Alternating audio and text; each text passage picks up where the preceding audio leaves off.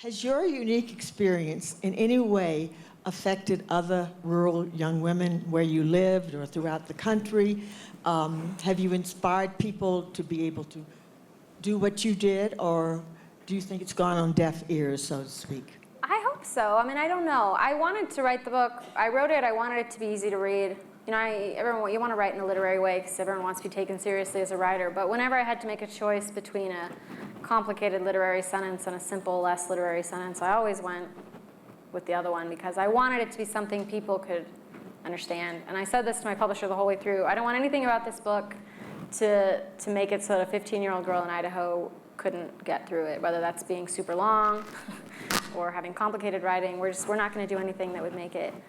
So I hope so. I don't have any data for that, but I hope that kind of what you were saying about what we think education is, this more elite or ideological process, I wanted to show not just rural kids, but all kinds of kids, education isn't any one thing.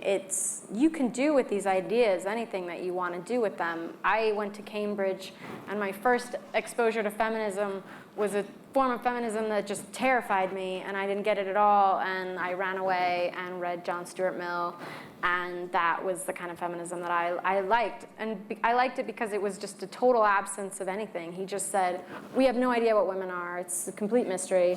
And, and I read that and thought, perfect. Like, this is the feminism for me. Like, we don't know what women are. If anyone tries to tell you that they know what you are, they don't. And that's feminism for me.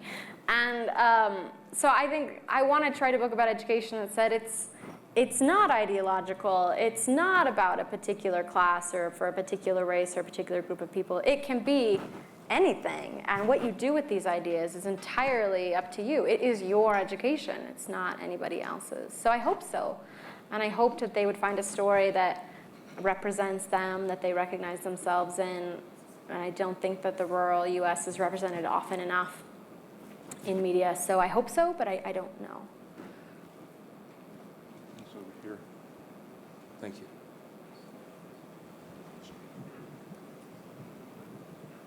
Your book is very powerful, and I think it should become an American institution for 15-year-old boys and girls to read it.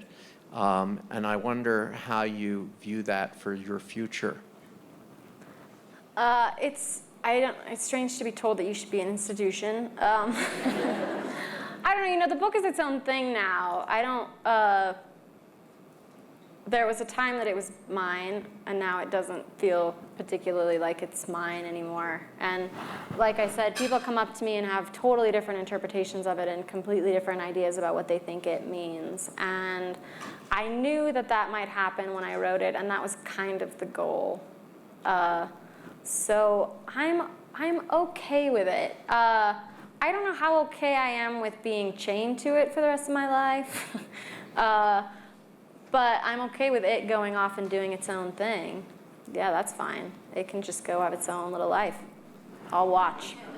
Nice. Just want to make sure. Yeah, look down here.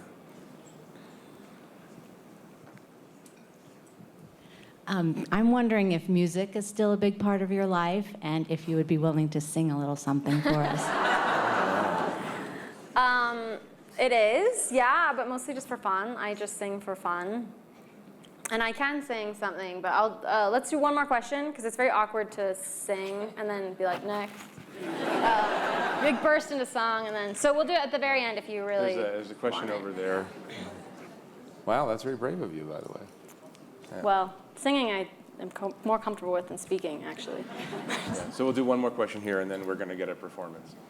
Well, since we're off on other things other than just the book, like the music, when I read your book, one of the things that really got to me was how physically active you were. I mean, scrappy metal and climbing up on those big trucks and everything as a young girl. This was really hard physical work.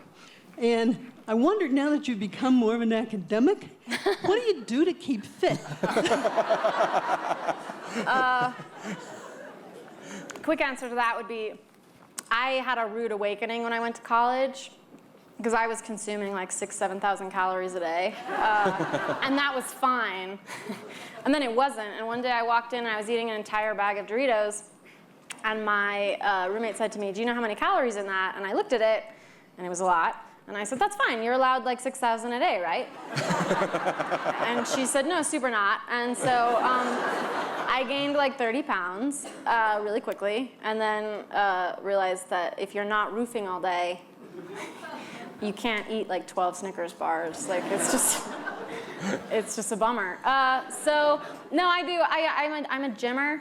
I go to the gym and I bribe myself to do it. I'm a big fan of the Pavlovian method, where I love This American Life, and I'm only allowed to listen to it at the gym.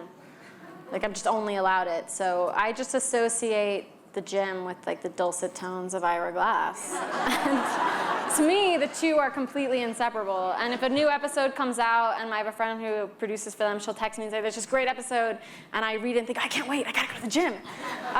So that's how I do it. It's bribery.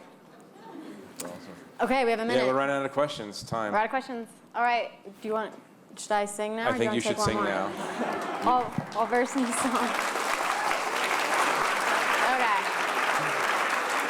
I'm gonna sing a Mormon hymn, because with me that's what you get. I think it's weird to sing pop songs a cappella.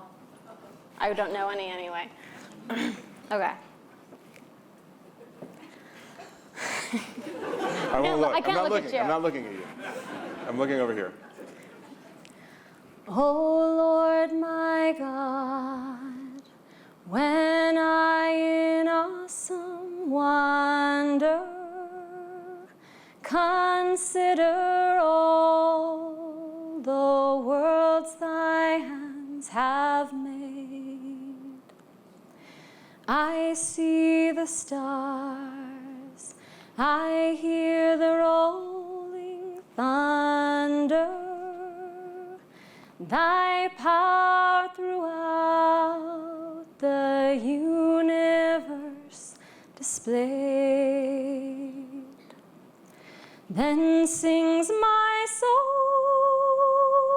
my Savior God, to thee. How great thou art, how great thou art. Then sings my soul, my Savior